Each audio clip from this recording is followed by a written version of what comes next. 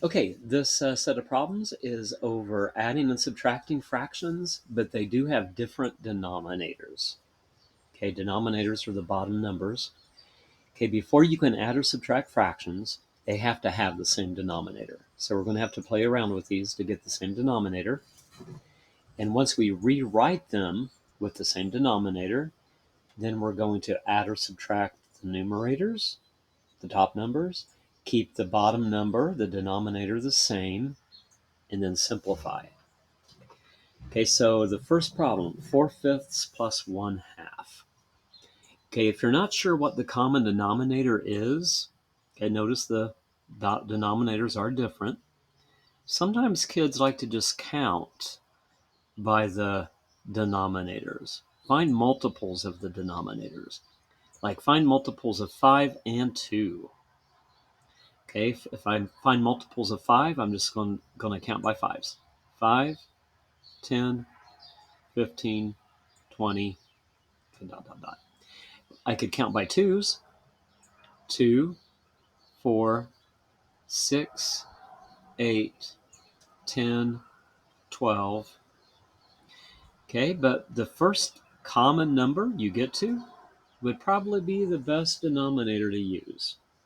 Okay, the first common multiple that you get to, it's the same, is the least common denominator. That'd be a good way to rewrite these, using 10 as your denominator.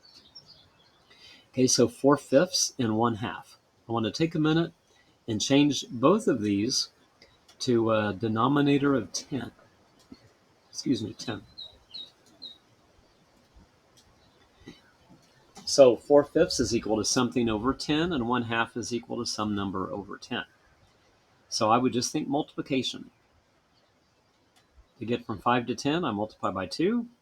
So I need to multiply by 2 on the top to get 8. Okay, for 1/2, to get from 2 to 10, I multiply by 5. So that means I must multiply the top of my fraction by the same thing. 1 times 5 is 5. Okay, so my problem now becomes 8/10 plus 5/10. Okay, so 8/10 is the same thing as 4/5. 1/2 is the same thing as 5/10. Okay, so I have 8/10 plus 5/10. Okay, now I'm going to keep the 10 the same. Add the 8 plus 5 to be 13. Okay, 13/10. Okay, now that is mathematically correct, but a lot of times math teachers don't like improper fractions. Actually, in 7th and 8th grade, you kind of like them better now than you used to, but let's go ahead and change this into a mixed number. Just divide 10 into 13 to change this into a mixed number. 10 goes into 13 once. Take 13 minus 10, which is 3. And that 3 that you end up with, you write it over the number you divided by, which is 10. So this is going to equal 1 3/10. Okay, why don't you do the next problem on your own, since we already worked with 5 and 2 to get a common denominator. And then pause the video and check it. Okay, 4/5 minus 1/2. I just thought, since we already worked with the 5 and the 2, and the fractions are the same, we know that 4/5 is equal to 8/10. We know that 1/2 is equal to 5/10. Now you just subtract instead of add the tops. Okay, we have 8/10 minus 5/10. 8 minus 5 is 3. Keep the 10. Okay, and 3 over 10 cannot be reduced. So that's the final answer. Okay, why don't you try the last two problems on your own and then check when you're done.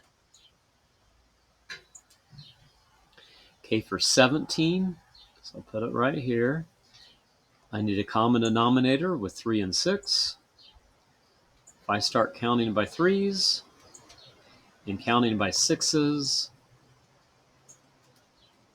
6 is a good denominator to use, the best denominator, because it's the smallest common denominator.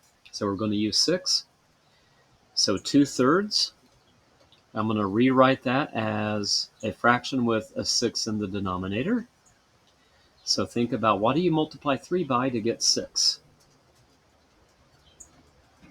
You got to multiply by 2. You got to multiply the top by 2 as well.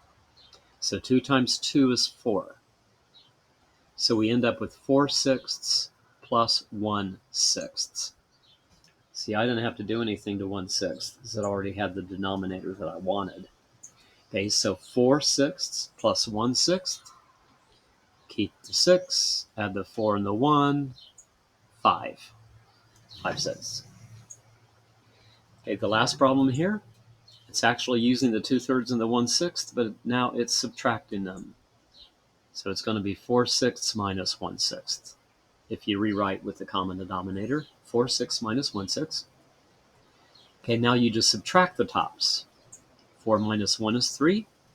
Keep the common denominator of 6. So we get 3/6. You can reduce that, because you can divide the top and the bottom both by 3, and you get a half.